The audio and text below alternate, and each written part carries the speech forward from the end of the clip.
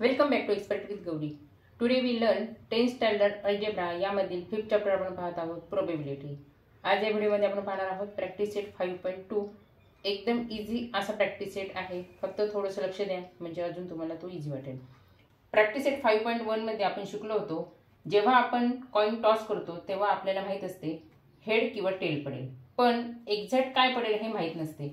तसेच डाय थ्रो केल्यावर सुद्धा 1 2 3 4 5 6 हे नंबर्स अप्पर फेसवर येण्याची पॉसिबिलिटी असते, पण एक्झॅक्ट कोणता नंबर अप्पर फेसवर येईल हे निश्चित आपल्याला सांगता येत नाही. यालाच म्हणतात random experiment. The result of the random experiment is known as and outcomes. कॉइनच्या एक्झाम्पलवरून 2 पॉसिबिलिटीज येतात, हेड अँड टेल. आता ते दाखवणार कसे, तर त्यासाठी हा महिरपी ब्रॅकेट यूज करावा लागतो. त्यामध्ये हेडसाठी H, टेलसाठी T आणि हा ब्रॅकेट कंप्लीट. ओके, अशा प्रकारे दाखवतात.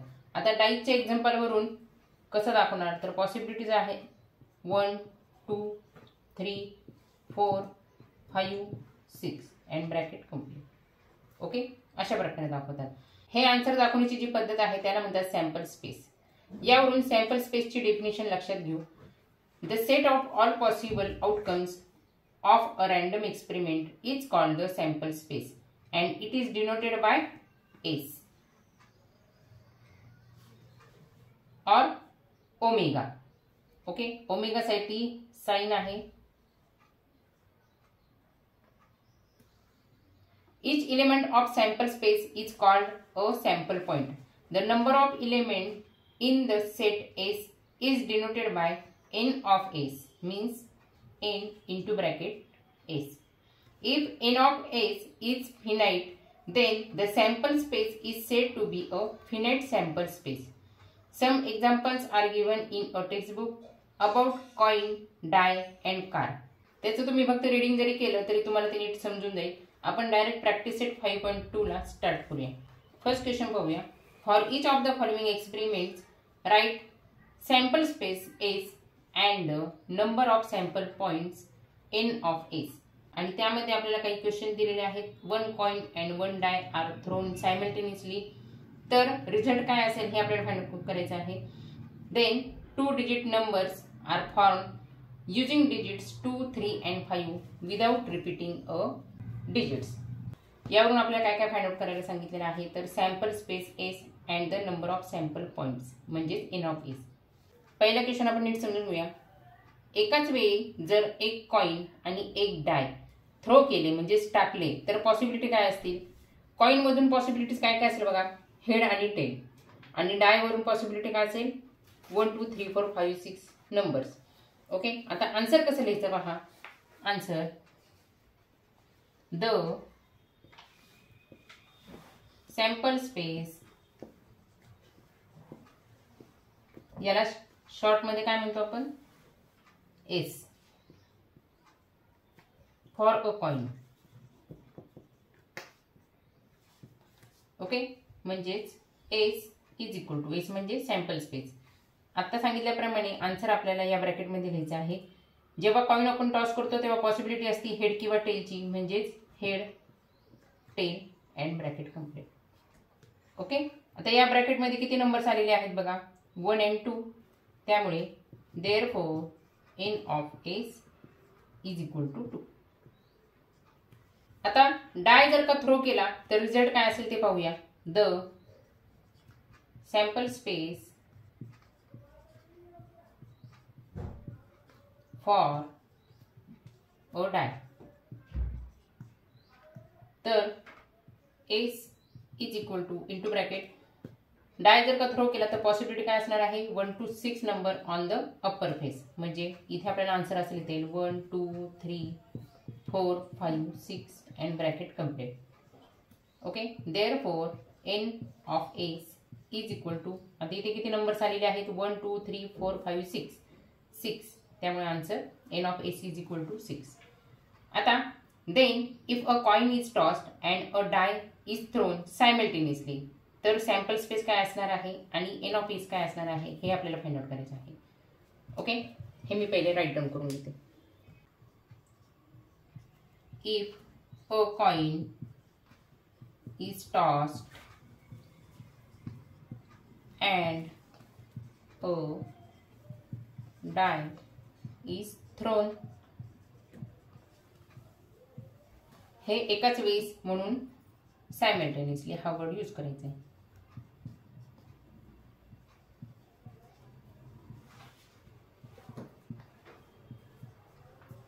दोन्ही जर का एकाच वेळेस थ्रो केले तर पहिल्यांदा आपण सॅम्पल स्पेस पाहूया. सॅम्पल स्पेस म्हणजेच एस इज इक्वल टू, आता हे दोन्ही जर का एकाच वेळेस थ्रो केलं तर हेड आणि टेल पहिले सॅम्पल स्पेसचे आहेत कॉइनचे. म्हणजे पहिल्यांदा आपण हेड कन्सिडर करूया. हेड बरोबर हे 6 नंबर आहेत ते येणारच आहेत. त्यानंतर टेलचा विचार करूया. टेल बरोबर सुद्धा 1 to 6 नंबर येणारच आहेत. ओके, मग आन्सर कसं राईट डाऊन करणार? पहिल्यांदा हेडचा विचार करूया. हेड बरोबर डायचा पॉसिबिलिटी आली 1 म्हणून H1. त्यानंतर परत हेड बरोबर डायची सेकंड पॉसिबिलिटी 2, हेड बरोबर डायची थर्ड पॉसिबिलिटी 3, हेड बरोबर डायची फोर्थ पॉसिबिलिटी 4, त्यानंतर हेड बरोबर डायची फिफ्थ पॉसिबिलिटी 5 आणि हेड बरोबर डायची 6th पॉसिबिलिटी 6. ओके, आता याचप्रमाणे जर का टेल घेतला तर टेल बरोबर पॉसिबिलिटी काय येणार आहेत? हेच नंबर परत येणार आहेत 1 2 3 4 5 6. ओके, मग टेल जर का आपण कन्सिडर केला तर डायची फर्स्ट पॉसिबिलिटी 1 म्हणून T1, डायची सेकंड पॉसिबिलिटी 2 म्हणून T2, याचप्रमाणे continue T3 T4 T5 T6. Okay, आता हे कॉमा देऊन इथं पुढे कंटिन्यू केलं असतं तरी चाललं असतं, पण त्यामधून तुम्हाला डिफरन्स कळला नसता. त्याच्यामुळे हेड बरोबर 1 to 6 नंबर आले, टी बरोबर 1 to 6 नंबर आले. हे असे दोन प्रकारामध्ये मी तुम्हाला दाखवलेले आहे. अन्यथा तुम्ही आन्सर लिहिताना इथेच कॉमा टाकून पुढे कंटिन्यू करायचं आहे. ओके, म्हणजे इथे काय झालं, विथ हेड 1 to 6 नंबर आले आणि विथ टेल 1 to 6 नंबर आले. ओके, आता एन ऑफ एस काय असणार आहे? इज इक्वल टू, आता 1 2 3 4 5 6 7 8 9 10 11 12 म्हणजेच इथे 12 म्हणून N of S is equal to 12. ओके, अगदी इझी आहे. एकदा तुम्ही प्रॅक्टिस केली की हा क्वेश्चन तुम्ही इझिली सॉल्व्ह करू शकता. ओके, नेक्स्ट पाहूया. त्यानंतर सेकंड क्वेश्चन बघूया. 2 digit numbers are formed using digits 2 3 and 5 without repeating a digit.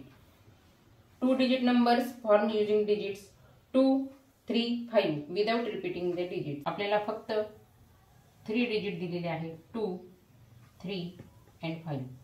त्यामुळे पहिल्यांदा 2 ने सुरू होणारे नंबर पाहूया, त्यानंतर 3 ने सुरू होणारे नंबर बघू आणि लास्ट 5 ने सुरू होणारे नंबर पाहूया. ओके, डायरेक्टच आन्सर लिहूया. एस इज इक्वल टू म्हणजे sample space is equal to, आता इंटू ब्रॅकेट 2 ने सुरू होणारे नंबर 2 3. ओके, 2 डिजिट नंबर आपल्याला बनवायचे आहेत या डिजिटचा वापर करून. 23 होतील. त्यानंतर 2 ने सुरू होणारा दुसरा नंबर होईल 25. एवढे दोनच नंबर होऊ शकतील 2 ने सुरू होणारे. त्यानंतर आता 3 ने सुरू होणारे 3 आणि त्याच्या आधीचा नंबर 2 32. 3 आणि 5 35. 3 ने सुरू होणारे सुद्धा फक्त 2च नंबर होतील. आता 5 ने सुरू होणारे नंबर 52 आणि 53. That's all and bracket complete. Okay, therefore n of s is equal to, आता n of s म्हणजे काय तुमच्या लक्षात आलं असेल. या ब्रॅकेटमध्ये किती नंबर्स आलेले आहेत ते म्हणजे n of s 1 2 3 4 5 6. therefore n of s is equal to 6. Next question पाहूया. Second question, the arrow is rotated and it stops randomly on the disk. Find out on which color it may stop. त्यासाठी शेजारी disk दिली बघा. एक डिस्कवर 6 colours दिलेले आहेत. Disk फिरवल्यावर arrow कोणत्या कलरवर येऊन थांबेल यासाठी 6 पॉसिबिलिटीज आहेत. ओके, 6 पॉसिबिलिटीज कोणते आहेत तर डायरेक्ट आन्सरला आपण स्टार्ट करूया. Sample space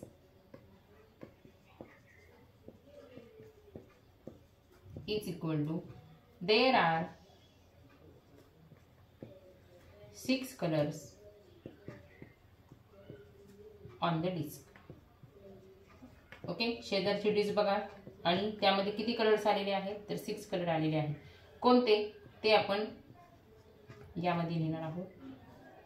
therefore S is equal to first colour आहे red, then orange, then yellow,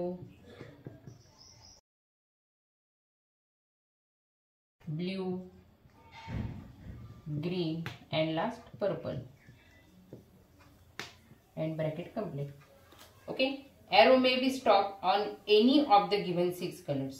Therefore n of s is equal to bracket मध्ये किती कलर्स आलेले आहेत 1 2 3 4 5 6. Therefore n of s is equal to 6.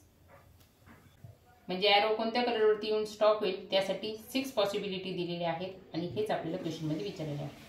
Next पाहूया. Question 3. In the month of March 2019, find the dates on which the date is a multiple of 5. त्यासाठी आपल्याला शेजारी calendar दिले बघा मार्च 2019 चं.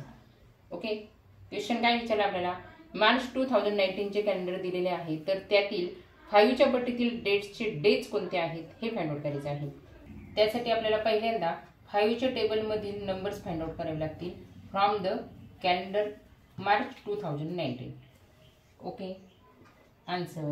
There are 5 डेट आहे, 10 डेट आहे, 15 डेट आहे, 20 आहे, 25 आहे आणि 30 डेट आहे लास्ट. ओके, एवढेच नंबर आहेत मार्च 2019 च्या कॅलेंडरमधील आणि 5 च्या टेबलमधील म्हणजेच 5 च्या पट्टीतील. मग इथे म्हणू are the dates multiple of 5. Okay, या डेट्सला कोणते डेज आलेले आहेत ते आपल्याला पाहिजे आहेत. आता 5 डेट आहेत तर कॅलेंडर मध्ये बघा 5 डेटला ट्यूसडे आलेला आहे, 10 डेटला संडे आलेला आहे, 15 ला फ्रायडे आलेला आहे, 20 ला वेन्सडे आलेला आहे, 25 ला मंडे आणि 30 ला सॅटरडे आलेला आहे. मी यावरून आपल्याला सॅम्पल स्पेस काढता येईल. Sample space therefore S is equal to पहिली डेट आहे 5 त्याला ट्यूसडे आलेला आहे म्हणून इथे लिहू ट्यूसडे. त्यानंतरची डेट आहे 10 तेव्हा संडे आलेला आहे, 15 ला फ्रायडे आलेला आहे, 20 ला वेन्सडे आलेला आहे, 25 ला मंडे आलेला आहे आणि लास्ट 30 डेटला सॅटरडे आलेला आहे.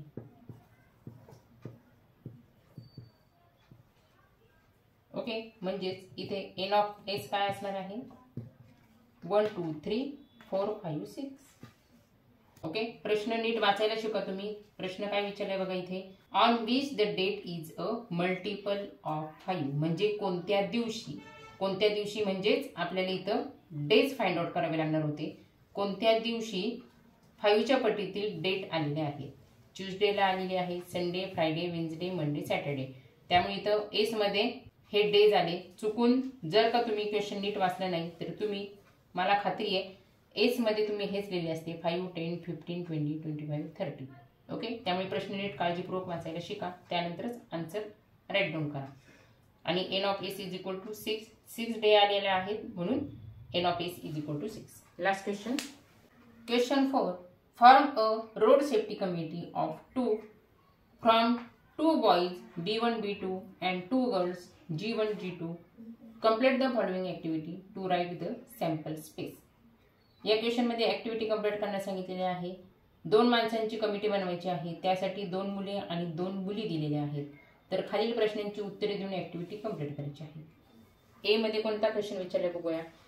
कमिटी ऑफ 2 बॉयज म्हणजे इथे कंडिशन दिलेली आहे, इथे फक्त 2च मुले पाहिजे आहेत, मुलींचा समावेश असला नाही पाहिजे. मग आता 2 मुले म्हणजे इथे आपल्याला 2 बॉयज साठी काय दिलेले बघा वरती B1 आणि B2 दिलेला आहे. ओके, म्हणजे ए क्वेश्चनचा आन्सर असणार आहे B1 and B2. ओके, त्यानंतर बी क्वेश्चन मध्ये काय विचारले बघू, म्हणजे बी क्वेश्चन मधील कंडिशन बघूया.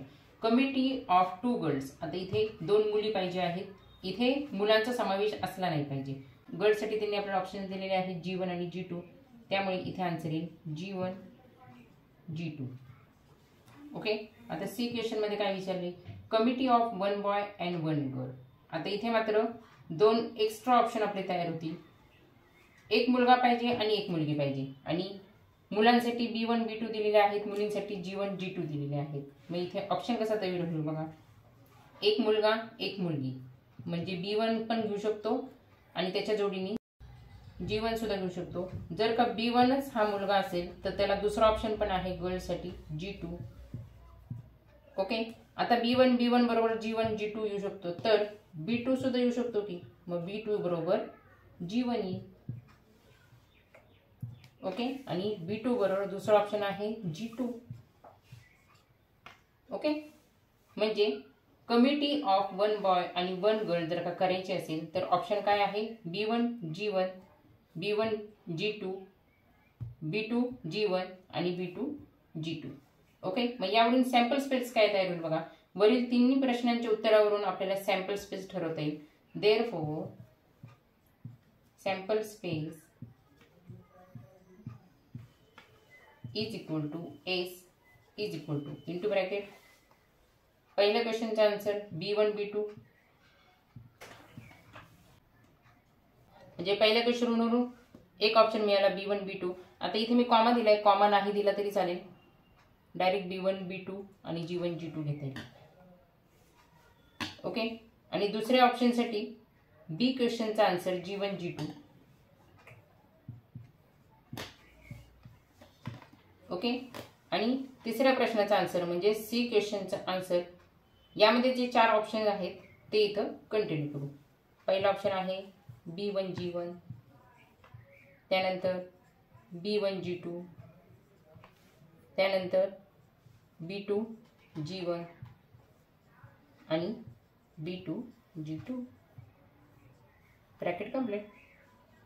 ओके, म्हणजेच एन ऑफ एस काय असेल, 1 2 3 4 5 6 is equal to 6.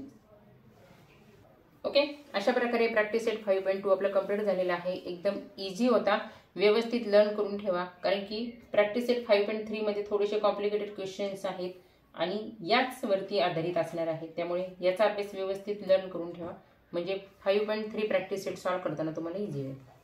Thanks for watching.